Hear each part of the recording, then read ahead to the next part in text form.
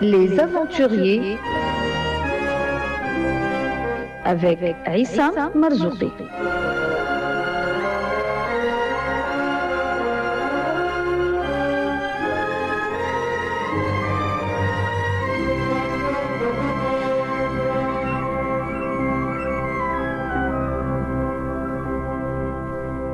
Aujourd'hui, l'expédition du Kon-Tiki. Le 7 août 1947, 6 hommes commandés par le scientifique norvégien Thor Heyerdahl, embarqués sur un radeau primitif en bois, baptisé le Kon-Tiki, atteignent l'atoll de Raroya, dans l'archipel des Tuamotu, après avoir traversé le Pacifique à partir du port péruvien de Callao.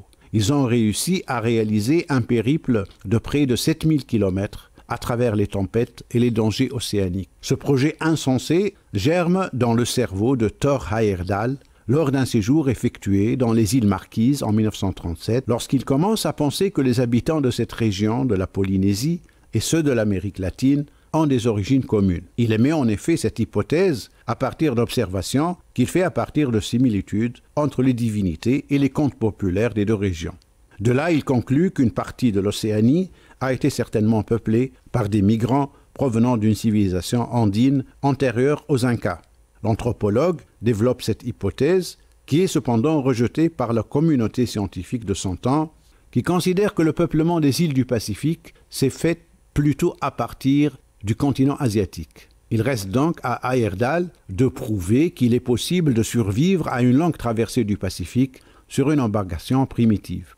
C'est donc dans ces conditions que naît le projet de l'expédition du radeau du Kon-Tiki. L'équipage sera formé de 6 personnes. Thor Heyerdahl en est le chef et l'initiateur, qui sera également l'auteur du livre à succès qui relatera le périple du Kon-Tiki. Le navigateur en sera Erik Esselberg. Bengt Danielsson, le cuisinier chargé de vivres, c'est un étudiant en sociologie dont les recherches portent sur la migration. C'est aussi l'interprète en espagnol du groupe en Amérique du Sud. Knut Haugland est l'opérateur radio vétéran de la Deuxième Guerre mondiale. Thorstein Rabi assiste Haugland dans la communication, également vétéran de la même guerre. Enfin, Hermann Watzinger sera chargé de collecter et d'enregistrer les données, notamment météorologiques, durant le voyage. L'équipage aura enfin sa mascotte, le perroquet Lorita. Le radeau est baptisé Kon-Tiki, nom qui signifie roi soleil chez les Incas du Pérou. Il faudra beaucoup d'efforts et de démarches pour fabriquer le radeau. Il a fallu d'abord obtenir l'autorisation d'organiser l'expédition au Pérou et de permettre au radeau de partir à partir de ses côtes. Les troncs de bois de balsa destinés au radeau sont récupérés en Équateur après une expédition difficile. Sans rivets ni clous, le radeau est assemblé avec des cordes de chanvre et une cahute en bambou est élevée au-dessus, destinée à abriter l'équipage du soleil et des intempéries. Une voile carrée complète l'équipement.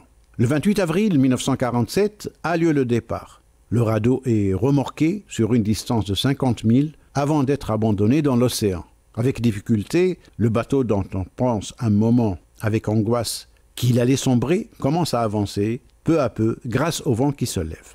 La direction est assurée par une longue perche en bois de manguier qui sert d'aviron. Durant les 2 premières nuits, les grandes vagues gênent considérablement la navigation et l'on ne peut faire le point à cause du ciel couvert. On doit s'attacher avec des cordes afin d'éviter d'être emporté par les vagues furieuses.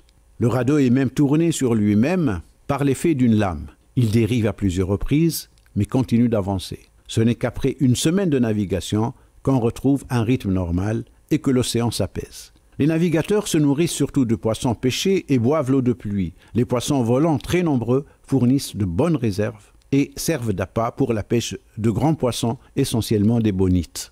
En tombant par dizaines sur le pont et que le cuisinier ramasse quotidiennement. On fait également des rencontres inattendues, comme celle de ce poisson extrêmement rare, appelé Gempilus serpens, qu'on découvrira dans le radeau alors que les savants ichtyologues n'en ont observé que de rares exemplaires à l'état de squelette. De même, les voyageurs croisent le chemin d'un requin-baleine de 15 tonnes, le plus grand poisson connu. De surprise en difficulté, le Kon-Tiki finit par apercevoir la terre de l'atoll de Puka, s'approchant de l'île de Fangatu avant de toucher l'atoll de Raroya le 7 août. Plusieurs autres navigateurs tenteront de renouveler l'exploit du Kon-Tiki dans les années 50 et 60.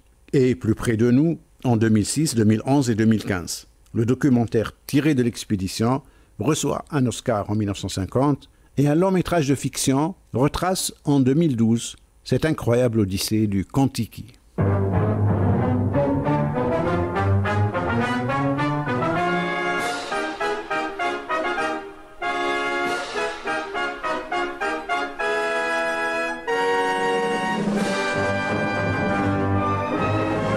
Les aventuriers avec Aïssa Marzouqi.